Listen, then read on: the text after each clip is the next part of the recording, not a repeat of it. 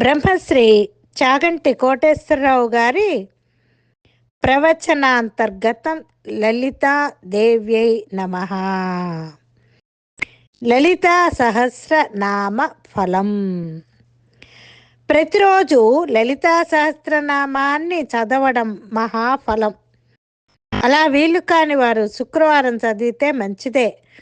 కదంబవనవాసిన్యై నమః అనగా లలితాదేవి కొంతకాలం కదంబవనంలో నివసించింది. ఆవిడకు కదంబవనం అంటే చాలా ఇష్టం. కావున కదంబ వృక్షం కింద కూర్చుని 11 రోజులు కానీ 21 రోజులు కానీ లలితా సహస్రనామాన్ని పారాయణం చేస్తే పెళ్లి కాని వారికి పెళ్లి జరుగుతుంది, మరియు అనుకున్న కార్యాలు తప్పక జరుగుతాయి. ఓం ఐం హ్రీం శ్రీం పంచవక్త్రాస్తి సంస్థితాయై నమః.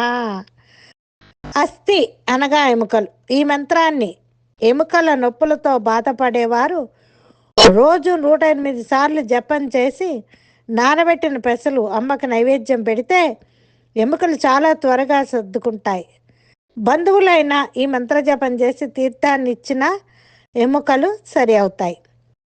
పుణ్య గడియల్లో పుణ్యతిథుల్లో లలితా సహస్రనామ పారాయణ ఫలితం ఎన్నో రెట్లు ఎక్కువగా లభిస్తుంది. అలాగే కుటుంబ సభ్యుల జన్మ నక్షత్ర సమయాల్లో చదివితే కుటుంబ శాంతి. పౌర్ణమి రోజు చంద్రుడిని చూస్తూ చదవటం వల్ల సాక్షాత్తు లలితాదేవి ఎదురుగా చదివిన ఫలితం కలుగుతుంది.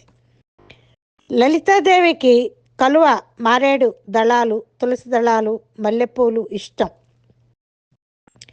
వాటితో పూజిస్తే అమ్మ త్వరగా ప్రసన్నమవుతుందన్నమాట.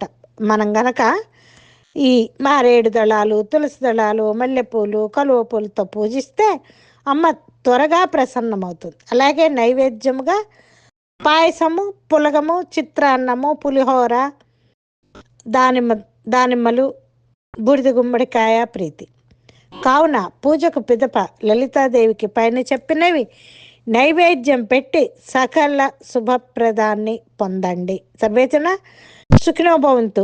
శ్రీ లలితాదేవి అయి నమః. బ్రహ్మశ్రీ చాగంటి కోటేశ్వరరావు గారి ప్రవచనాంతర్గతం. సర్వేజన సుఖినో భవంతు. సర్వం శ్రీ తల్లి పాదార విందార్పణమస్తు.